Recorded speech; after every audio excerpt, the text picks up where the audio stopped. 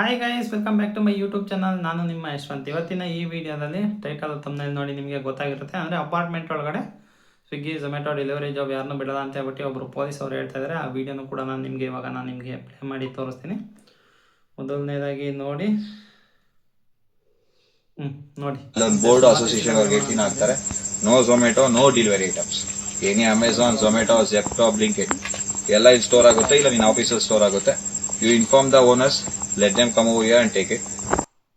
ನೋಡಿ, ಇದು ಏನು ಹೇಳ್ತಾ ಇದ್ದಾರೆ ಅಂತ ಅಂದರೆ ಅಲ್ಲಿ ಬೋರ್ಡ್ ಹಾಕ್ತೀವಿ. ಬೋರ್ಡ್ ಹಾಕ್ತಿದ್ದಂಗೆ ಇಲ್ಲಿ ಸ್ವಿಗ್ಗಿ ಝೊಮ್ಯಾಟೊ ಆಮೇಲೆ ಬ್ಲಿಂಕಿಟ್ ಯಾರೇ ಬಂದರೂ ಕೂಡ ಒಳಗಡೆ ಬಿಡಬಾರ್ದು, ಅಂದರೆ ಅಲೋ ಮಾಡಬಾರ್ದು. ಬರ್ತಿದ್ದಂಗೆ ನೀವು ಓನರ್ಗೆ ಇನ್ಫಾರ್ಮ್ ಮಾಡಿ, ಓನರ್ ಬಂದು ತಗೊಂಡು ಹೋಗ್ತಾರೆ ಅಂತ ಹೇಳ್ತಾ ಇದ್ದಾರೆ. ಇದು ಮೊದಲನೇದಾಗಿ ಏನಪ್ಪ ಅಂತ ಅಂದರೆ ಟೈಮಿಂಗ್ಸ್ ಇದೆ. ಇದು ಫುಲ್ ಡೇಗಲ್ಲ, ಫುಲ್ ಡೇ ಕೊಟ್ಟರು ನಮಗೆ ತುಂಬ ಖುಷಿ ಆಗುತ್ತೆ. ಅದೇ ಬೆಸ್ಟ್ ನಮಗೆ. ಫುಲ್ ಡೇಗೆ ಏನಾದ್ರು ಕೊಡ್ತಾರೆ ಇವರು ಇದೇ ರೀತಿ ಅಂತ ಅಂದರೆ ಬೆಸ್ಟ್ ಆಗುತ್ತೆ. ಬಟ್ ಅದು ಎಲ್ಲ ಅಪಾರ್ಟ್ಮೆಂಟಲ್ಲೂ ಅಲ್ಲ, ಒಂದೊಂದು ಅಪಾರ್ಟ್ಮೆಂಟಲ್ಲಿ ಒಂದೊಂದು ರೂಲ್ಸ್ ಇದೆ. ಈ ಅಪಾರ್ಟ್ಮೆಂಟಲ್ಲಿ ಏನಕ್ಕೆ ಈ ಥರ ಆಗಿದೆ ಅಂದರೆ ಪಕ್ಕದ ಅಪಾರ್ಟ್ಮೆಂಟಲ್ಲಿ ಏನೋ ಒಂದು ಪ್ರಾಬ್ಲಮ್ ಆಗಿದೆ. ಪಕ್ಕದ ಅಪಾರ್ಟ್ಮೆಂಟಲ್ಲಿ ಒಂದು ಪ್ರಾಬ್ಲಮ್ ಆಗಿರೋದ್ರಿಂದ ಏನು ಮಾಡಿದ್ದಾರೆ ಅಂತಂದರೆ ಪೊಲೀಸವರು ಅಲ್ಲಿ ಸುತ್ತಮುತ್ತ ಇರುವಂಥ ಎಲ್ಲ ಅಪಾರ್ಟ್ಮೆಂಟ್ ಹತ್ರನೂ ಹೋಗ್ತಾ ಇದ್ದಾರೆ. ಎಲ್ಲ ಅಪಾರ್ಟ್ಮೆಂಟ್ ಹತ್ರನೂ ಹೋಗ್ಬಿಟ್ಟು ಈ ಥರ ಮಾಡಿ ಅಂತ ಹೇಳ್ಬಿಟ್ಟು ಅಲ್ಲಿರುವಂಥ ಸೆಕ್ಯೂರಿಟಿಗಳಿಗೆ ಹೇಳ್ತಾ ಇದ್ದಾರೆ.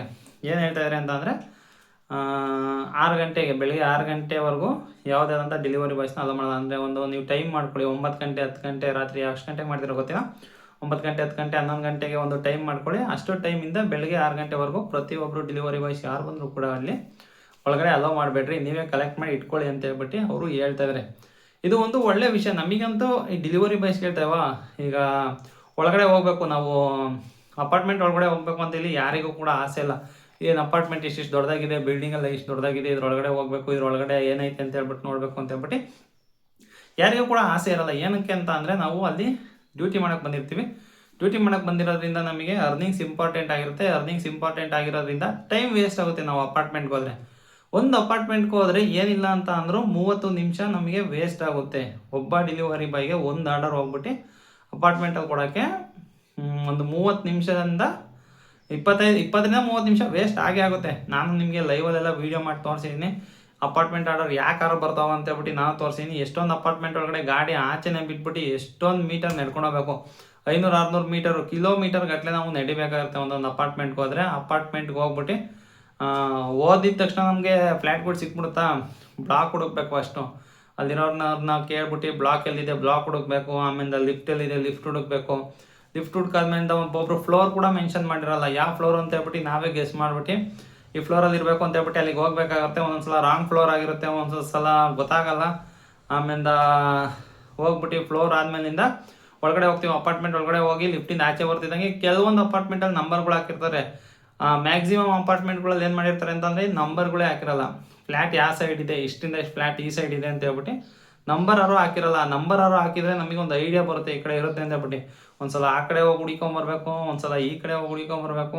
ಸಾಕಾಗಿ ಹೋಗುತ್ತೆ. ಒಂದು ಅಪಾರ್ಟ್ಮೆಂಟಲ್ಲಿ ಹೋಗ್ಬಿಟ್ಟು ನಾವು ಆರ್ಡರ್ ಡೆಲಿವರಿ ಮಾಡಬೇಕು ಅಂತ ಅಂದರೆ ಸಾಕಾಗಿ ಹೋಗಿರುತ್ತೆ.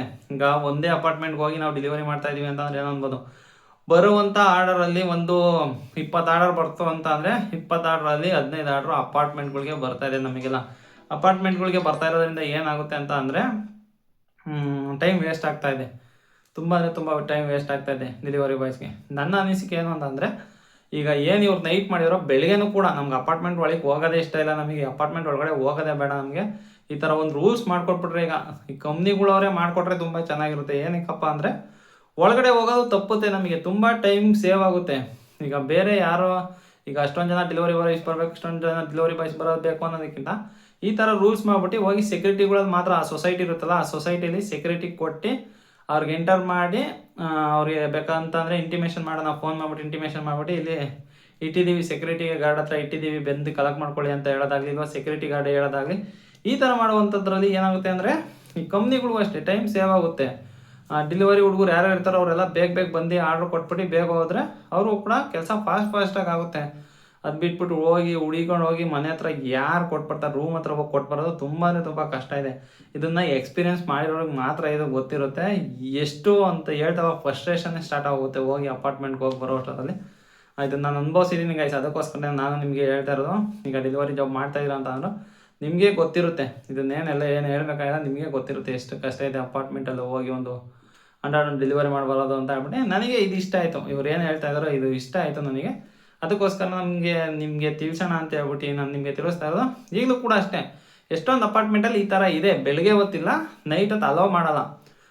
ಒಬ್ಬೊಬ್ರು 12 ಗಂಟೆ ಮೇಲೆ ಅಲೋ ಮಾಡಲ್ಲ, ಒಬ್ಬೊಬ್ರು 11 ಗಂಟೆ ಮೇಲೆ ಅಲೋ ಮಾಡಲ್ಲ.